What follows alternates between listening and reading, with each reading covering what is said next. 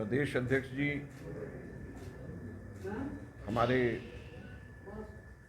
शर्मा जी, भल्ला जी, साहनी जी, यहाँ पर उपस्थित सभी पत्रकार साथियों, जैसे अभी मेरे से पहले शर्मा जी ने बताया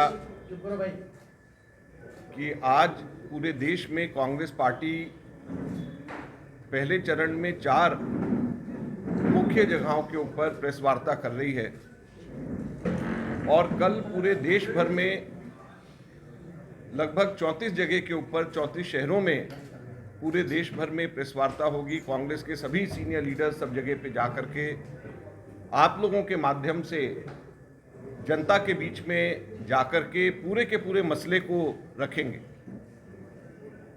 और राहुल गांधी जी को अभी जो पार्लियामेंट से डिस्क्वालीफाई किया है, हम लोग इसको कह रहे हैं डेमोक्रेसी डिस्क्वालीफाइड। ये पीछे जो बोल रहे हैं तो जो प्रेस वार्ता है पूरे देश भर में, इसको हम लोग कह रहे हैं डेमोक्रेसी डिस्क्वालीफाइड।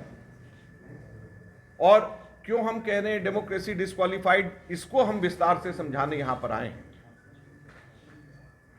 और सबसे पहले मैं ये कहना चाहूंगा कि राहुल गांधी जी तो बहाना है, असल में मोडानी को बचाना है। मैं फिर से रिपीट कर रहा हूं, राहुल गांधी जी तो बहाना है, असल में मोडानी को बचाना है। मोडानी मतलब मोदी जी और अडानी दोनों मिल गए हैं और दोनों के दोनों मोडानी बन गए। और अगर आप पूरे की पूरी डेट्स को, जो मैं अभी टाइमलाइन बता रहा हूं, उसको अगर आप समझें तो आपको एकदम से समझ में आएगा कि कैसे राहुल गांधी जी बहाना है और असल में मोडानी को बचाना है। सबसे पहले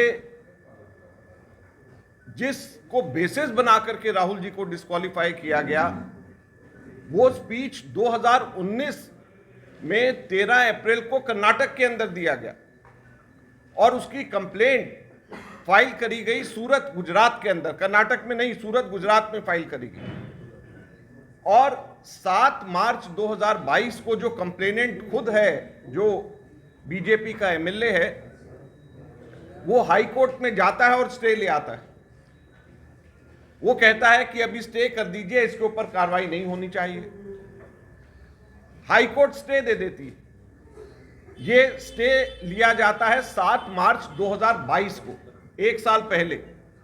अभी चल रहा है आपका मार्च 2023, तो 7 मार्च 2022 को स्टे लिया जाता है। स्पष्ट कहना है कि ये हमारी लड़ाई राहुल गांधी जी की लड़ाई नहीं है।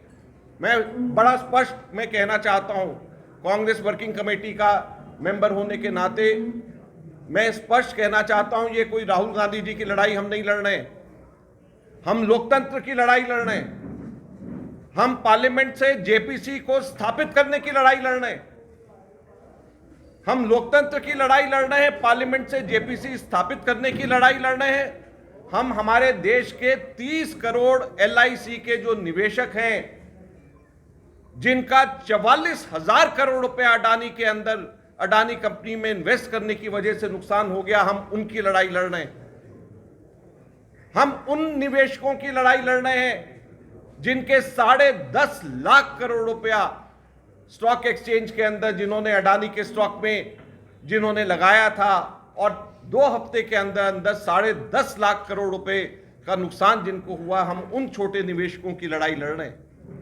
हम उन डिपॉजिटर्स की लड़ाई लड़ रहे हैं जो सरकारी कर्मचारियों का ईपीएफओ के अंदर, एम्प्लॉयज प्रोविडेंट फंड ऑर्गेनाइजेशन के अंदर पैसा जमा है और ईपीएफओ ने निफ्टी 50 में अडानी को डालने की वजह से उसके अंदर एंटरप्राइजेस, उसके अंदर इन्वेस्ट किया हुआ है। हम ईपीएफओ वालों की लड़ाई लड़ रहे हैं, प्रोविडेंट फंड के, जहां पे पेंशन फंड के पैसे जमा होते हैं, उनकी हम लड़ाई लड़ रहे हैं।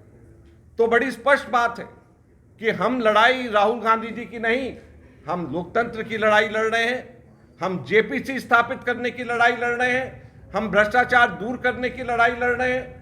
हम अडानी के एंटरप्राइजेस को किस तरीके से सरकार ने मदद करी, मोनोपोलीज किस तरीके से स्थापित करी, हम उसकी लड़ाई लड़ रहे हैं। एलआईसी के 30 करोड़ निवेशक पॉलिसी धारक हम उनकी लड़ाई लड़ रहे हैं। स्टॉक एक्सचेंज के अंदर जो छोटे छोटे जिन लोगों ने इन्वेस्टमेंट करी हुई है, जिनका पैसा डूब गया, 2 हफ्ते के अंदर अंदर हम उन लोगों की लड़ाई लड़ रहे हैं। ईपीएफओ में जिनका पैसा जमा होता है पेंशन फंड के अंदर, हम उनकी लड़ाई लड़ रहे हैं। तो हम इन सभी लोगों की लड़ाई लड़ रहे हैं। हम भ्रष्टाचार के खिलाफ लड़ाई लड़ रहे हैं, बेरोजगार के खिलाफ लड़ाई लड़ रहे हैं, ये हम लोग कहना चाहते हैं।